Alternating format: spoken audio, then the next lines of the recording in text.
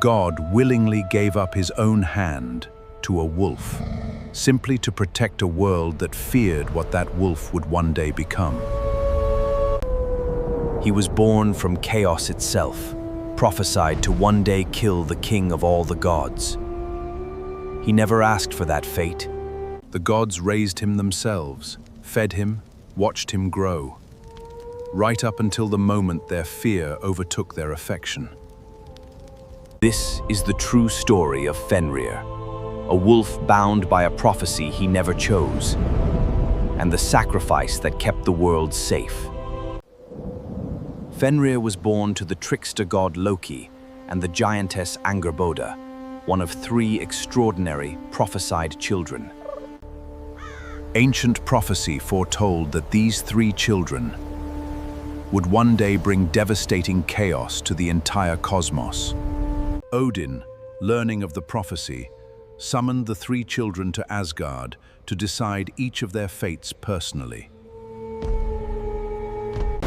The world serpent was cast into the deepest ocean. The daughter, Hel, was sent to rule over the realm of the dead. But Fenrir, still just a wolf pup, was allowed to remain and grow up among the gods themselves in Asgard. Most gods feared him from the very beginning. Only Tyr, the god of courage and justice, was brave enough to feed him. A genuine bond formed between them, the fearsome wolf and the one god willing to see past the prophecy entirely. But Fenrir grew at an alarming, unnatural rate, each day noticeably larger and more powerful than the day before. The gods consulted their prophecies again and grew increasingly convinced that only Fenrir would bring about their doom. They decided, reluctantly, that Fenrir needed to be bound before his growing strength became truly impossible to control. They approached Fenrir with a heavy iron chain, cleverly disguising the true purpose as merely a test of his strength.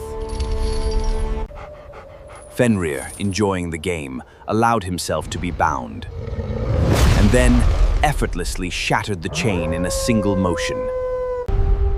The gods, impressed but increasingly nervous, tried again with an even stronger chain called Dromi, forged twice as thick.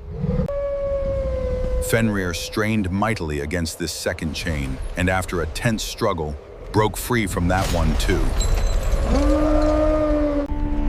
Word of Fenrir's escape spread quickly. Even his own reputation among the gods began to shift toward genuine fear. Desperate, Odin sent a messenger to the one place capable of crafting something no ordinary chain ever could match.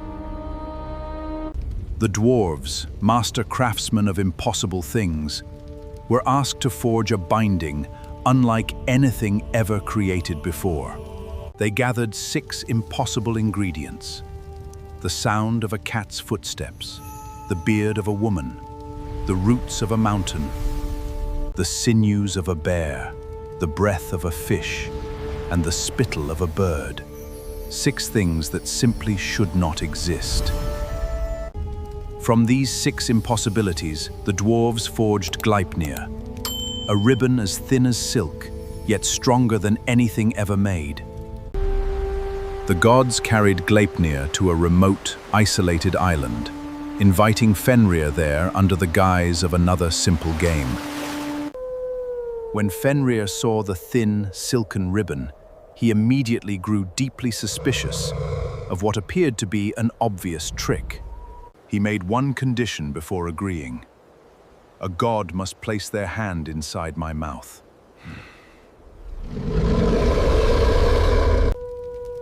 Every single god fell completely silent. Not one of them was willing to make that kind of sacrifice. Except for one.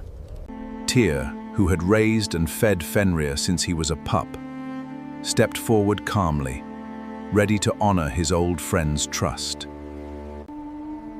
Fenrir looked into the eyes of the one god who had genuinely cared for him and allowed the ribbon to be tied around him. Fenrir strained against Gleipnir with all his tremendous might, exactly as he had with the two chains before it. But this time, the harder he struggled, the tighter the impossible ribbon became, holding firm against his tremendous strength. Fenrir understood immediately that he had been deliberately deceived, and the price for that betrayal was Tyr's hand. Tyr paid the price he had promised, honoring the pledge, even as his old friend's trust shattered in that single moment. The other gods, seeing Fenrir now fully and truly bound, secured the ribbon tightly to a massive ancient boulder. Fenrir was taken to a remote, desolate place, far from Asgard, where he would remain bound for countless centuries. For centuries, Tyr never once regretted his decision, believing firmly that his sacrifice had truly protected all 9 realms. Fenrir, bound and alone, waited patiently, his rage and sorrow slowly transforming into something far colder over time. Centuries passed. Fenrir remained bound in that desolate place, his howls occasionally echoing across the distant realms. Odin, having drunk from Mimir's well, already knew Fenrir's binding was never truly permanent, only temporary. He knew that when Ragnarok finally arrived, Fenrir's bindings would shatter and their long-postponed reckoning would begin. At last, exactly as prophesied, Ragnarok began, and Gleipnir's impossible strength finally, truly failed at last. Free after countless centuries, Fenrir joined his father and siblings, marching toward Asgard for the final battle. Odin himself rode out to face Fenrir directly, understanding fully that this confrontation had been foretold long ago. The wisest of all the gods faced the wolf he had raised from a pup. In the confrontation, the prophecy had always demanded. Exactly as foretold since before his birth, Fenrir finally, truly fulfilled his ancient prophecy in that single moment. Odin's own son Vidar, silent and determined, immediately moved to avenge his father against the massive wolf. Vidar, wearing a legendary boot said to be made for exactly this moment, finally ended the wolf's ancient rampage. The prophecy that had shaped Fenrir's entire existence from the moment of his birth was finally, completely fulfilled. Watching from elsewhere on the battlefield, felt something complicated, grief for a wolf he had once genuinely loved. Ragnarok consumed nearly everything, giants and monsters alike, exactly as the ancient prophecies had foretold. But from the ashes of that devastating destruction, the myths say, a new and greener world would eventually rise again. Fenrir's story was never truly about a monster at all. It was about a creature judged entirely for what he might become. The great wolf Skoll, who had chased the sun across the sky since the beginning of time, finally catches it. This was Fenrir, a wolf bound by a prophecy he never chose. And Tyr, the god who never once regretted his sacrifice. Fenrir's story survives in the Prose Edda, one of the richest and most emotionally complex tales in all of Norse mythology.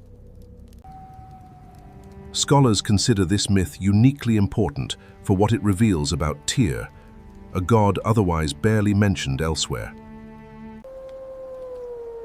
Tyr's sacrifice, scholars argue, transformed the god's broken oath into something legally and morally meaningful.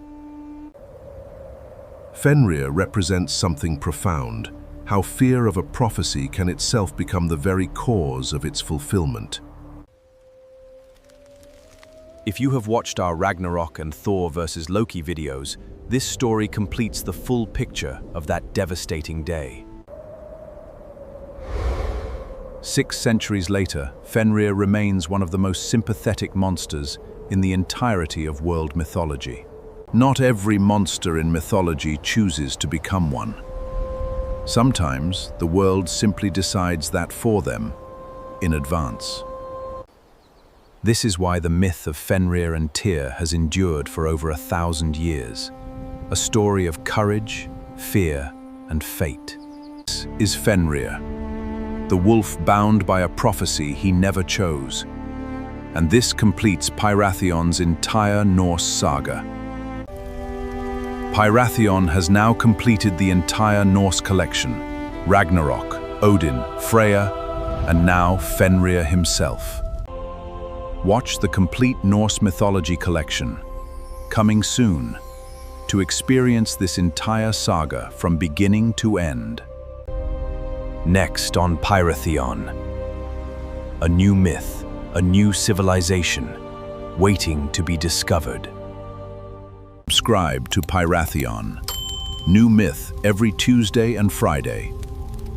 The divine fire never stops burning. The divine fire keeps burning. Every Tuesday, every Friday. Pyratheon.